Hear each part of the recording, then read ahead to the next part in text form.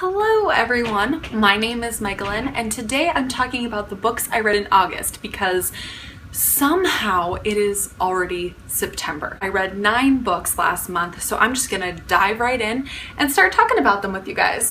So the first book I read in August was Kissing in America by Margot Robb. So Kissing in America is a YA contemporary about a girl named Eva Roth. She is struggling with the death of her father. She's tutoring this boy named Will, and of course Eva gets a crush on him, and they end up bonding over their different grievances in life, you know, her with her father and him with some of his familial problems. So it seems like something's really gonna happen, and then he ends up moving to California. So she ends up roping her friend into this like cross-country road trip from New York to California via bus, and the story explores, you know, their friendship and the things we do for love. 3 out of 5 stars on Goodreads, which to me is just, you know, an average book. I didn't hate it, but I didn't love it either.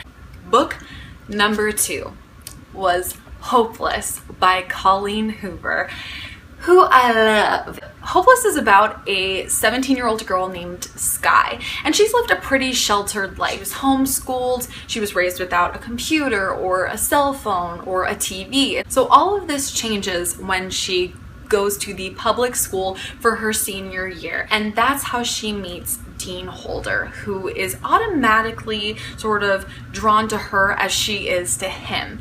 And through their relationship, a lot of complex feelings and emotions start to come about.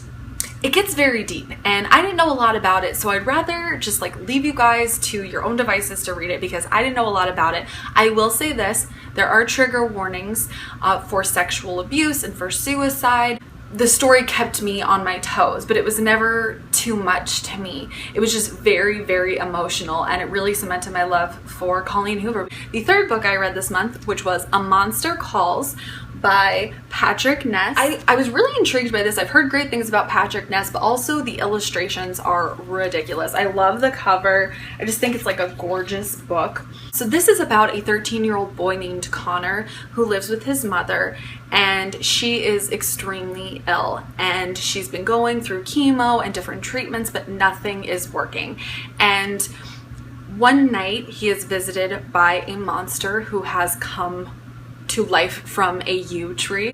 This reminded me a lot of, or intrigued me, because I really liked the movie The Babadook, which was a fantastic story. It's a scary movie, don't get me wrong, but it's a beautiful movie because it really deals with something so much more than a monster. It's more about those mental monsters than physical or actual demons. And I did tear up, so if you are not in the mood to cry, don't read this book. But if you are, then pick it up because it is really gorgeous. Lola and the Boy Next Door by Stephanie Perkins. Lola is a 17-year-old girl who is dating this 22-year-old punk rocker. She likes to wear wigs and play these different roles, but that's who she is.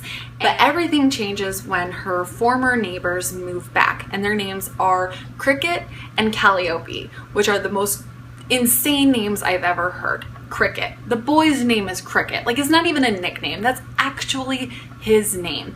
But anyway, Lola had a bit of an issue in the past with Cricket because she really liked him and they were best friends. And then suddenly he just kind of dropped off the face of the earth and they moved away, and she never understood why, and she was really heartbroken. But with him being back, old feelings start to stir up again, and she's really confused, conflicted between her boyfriend and the boy who she once loved but maybe still kind of loves, and does he even like her, and he broke her heart before. So it really explores all of that, and I thought it was just, it's another sweet, funny, great story. You know, they're fluffy and they're fun and they're cute. Ended up taking this out from the library, The Sea of Tranquility by Katja Malay. Katja Malay. It's about a 17-year-old girl named Nastia who is finishing out her last year of high school in a new town. She's living with her aunt. Basically, something traumatic happened to her a few years prior. She just wants to escape that and try and live a normal life, which is kind of hard for her to do because she also doesn't speak. So it's kind of hard to make friends when you don't talk to anybody, literally. Meanwhile, there's a boy named Josh who also goes to her school.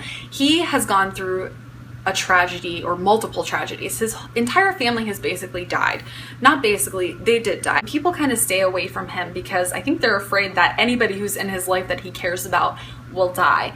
But Nastya finds herself very intrigued by him, and she finally opens up and starts talking to him, not necessarily about what happened, but just about things in general. It just kind of felt like they were beating around the bush to get to a conclusion that we know is going to happen.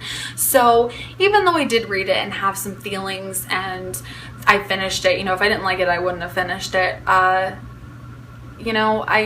It just wasn't a favorite of mine. All right, the next book I read was also on my Kindle, so we'll throw up the cover there, and it's To All the Boys I've Loved Before by Jenny Han. It is about a girl named Lara Jean. When she has a crush on or falls for a guy, she writes them a letter. She writes out all of her feelings, all of her emotions, seals it in an envelope, puts the address on it, and then puts it away in a hat box. Well, obviously, because she does this, and it's a book, the letters all get sent out, and things get a little complicated because one of those letters goes to her sister's freshly ex-boyfriend. In order for Lara Jean to feel a little less awkward around her sister's ex, she ends up clinging to a boy named Peter, who also received a letter from her. And then Peter sees this as an opportunity for both of them because he is going through a breakup with his longtime girlfriend. So they strike up this fake relationship. But are these relationships ever really fake? I don't know. I did end up reading the sequel. P.S. I still love you. And I'm not going to tell you what this is about because I explained what the first book is about. And if I explain what the second book is about, then I will be ruining both books. The second to last book I read was called Left Drowning, and that's by Jessica Park. This is about a girl named Blythe who is in her last year of college, and she has managed to spend her entire college career pretty much alone, drunk a lot of the time, because her parents died in a fire, and she just really hasn't healed from that yet. And so she's been dealing with that, and then suddenly a boy, I believe his name is Sabin, S-A-B-I-N, Shepherd, kind of pops up into her life, and so she becomes a part of this family, the Shepherds. They reminded me a lot of the Cullens. Like Estelle was very Alice to me, Sabin was very Emmett. Blythe finally finds a place, she finally finds friends and people that she cares about, especially Chris, the oldest of the Shepherd kids. There's definitely attraction there, but trauma and tragedy yet again rears its ugly head and tries to keep these two apart.